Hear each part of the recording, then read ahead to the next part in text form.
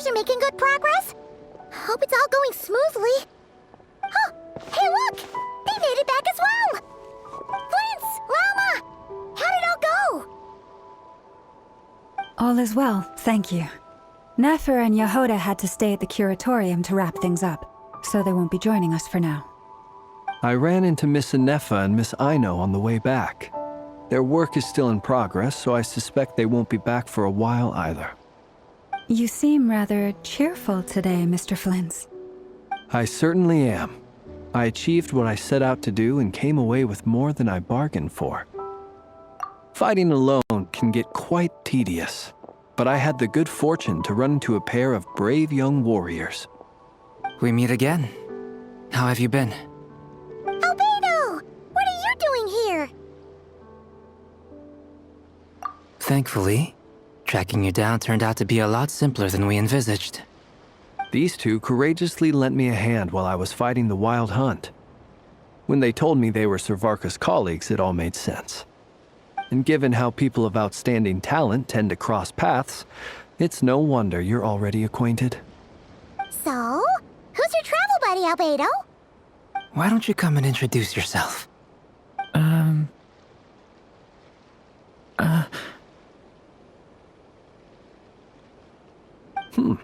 A gentleman of few words, I see, and a rather stern countenance.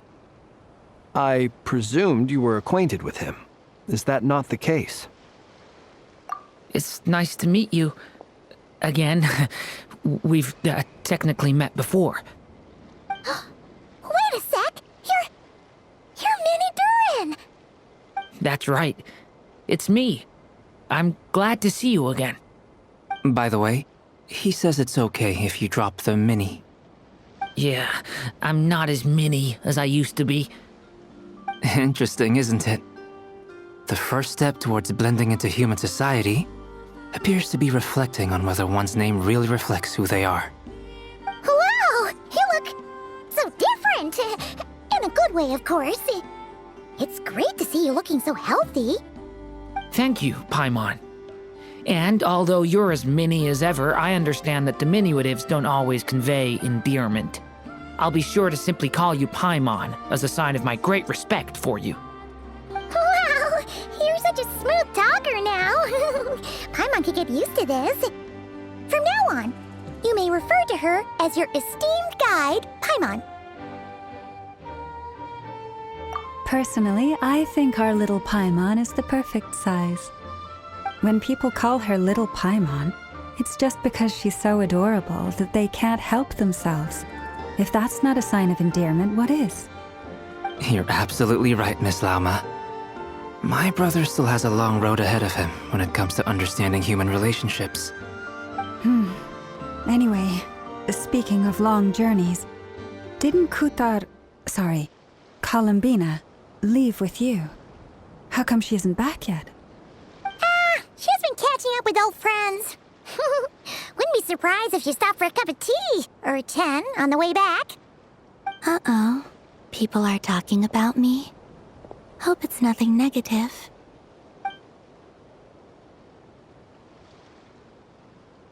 Judging from your expressions, I'm guessing it all went well? It's getting crowded here. I'll go grab some chairs. No need. This is a job for an alchemist. I'll whip some up momentarily. Thank you for your hospitality, ladies and gentlemen, but I was merely escorting my friends back. I'll be meeting Zendrone shortly, as we still have some things to discuss. It's been a pleasure, everyone. But this is where I'll say goodbye. We really appreciate your help. Oh, come on. Spare the formalities. I'm just glad I could help out some true friends. I understand. Well, bye for now, Harlequino.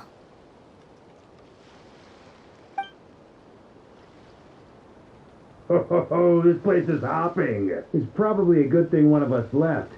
Otherwise, we might not fit all these people in. Are you saying we're about to run out of chairs? As a matter of fact, I am. Come on in and see for yourself.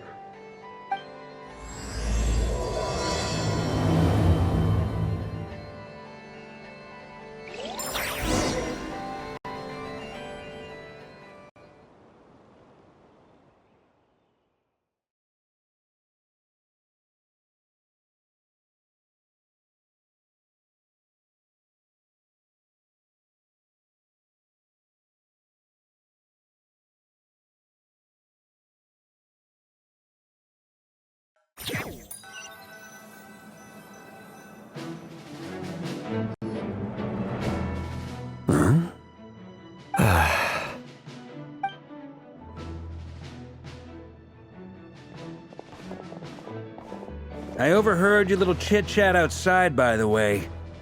With Miss Columbina's colleague gone, we should be back to the original crew plus the other colleagues I brought in.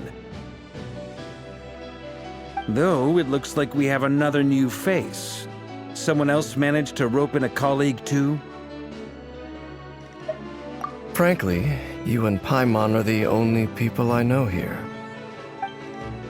This here is Dainsliff, colleague of Tibet's greatest guide, Paimon, and greatest adventurer, the Traveler. Well, not exactly colleagues, more sort of friends. When someone else jumps in to do the announcing, you know you're speaking to someone important. Let's hear what he has to say. Note to self. Once Paimon knows your name, the rest of the world will soon follow.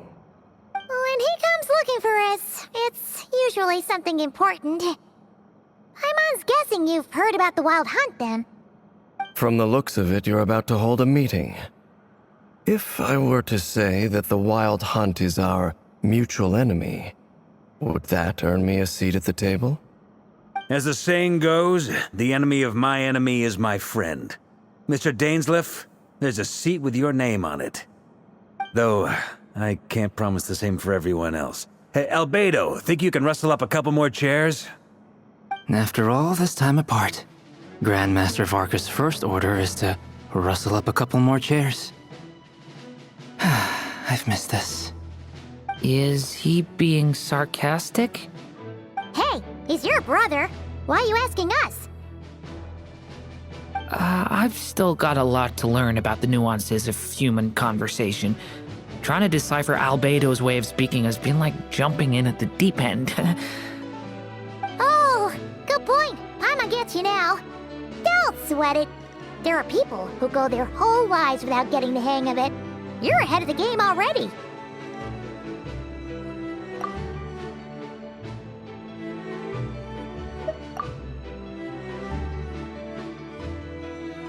I wonder what's taking Nefer so long. Perhaps you should go and check in with her. If anyone can hurry her along, it's you. I just got back from the curatorium. Besides, aren't you curious to see what's taking her so long? Miss Nefer doesn't strike me as the type to share secrets. And since gathering intel is her specialty, I'm guessing she'd prefer to keep her methods confidential. Under such circumstances, would it not be tactless for me to impose? Oh, but it's fine for me to impose. What can I say? You have an unrivaled ability to garner people's affection, Miss Moonchanter. Besides, you have far more in common with her than I do. All right then.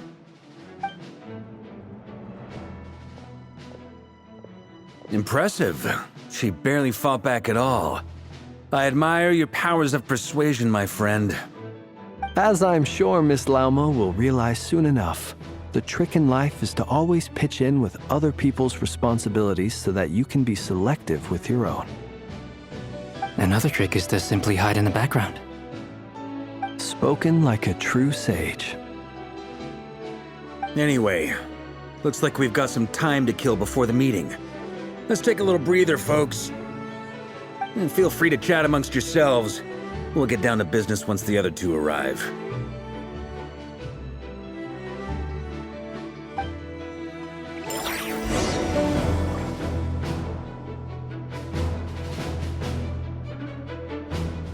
You're both awfully quiet. Why don't I start us off with an icebreaker? Much obliged. Have either of you ever had your portrait painted? If not, I'd be glad to help. That sounds like a lovely idea. You know how to paint, then? I dabble occasionally. He's an excellent painter.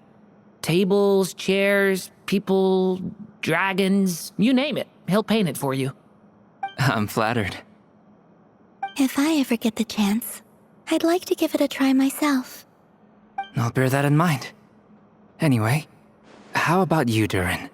What sort of portrait would you prefer? Oh, I'd be fine with anything.